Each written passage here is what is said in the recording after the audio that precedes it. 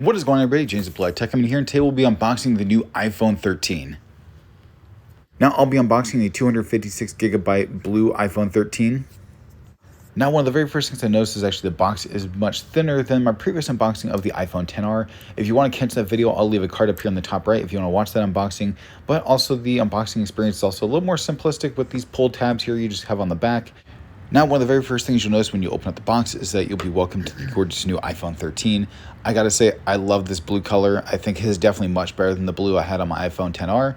So I actually don't regret actually going with this blue color. I was going back and forth between the blue and Starlight.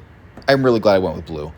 Now, two things you'll notice once you take your iPhone out of the box is one, your iPhone is no longer wrapped in a plastic wrap. You'll get this paper-like screen protector on it that you just peel off like this. And the second thing you'll notice is that there is no power brick in the box. Now, this is something I think they've been doing since the iPhone 11. So if you pretty much have an iPhone 11 or iPhone 12, this will be nothing new to you.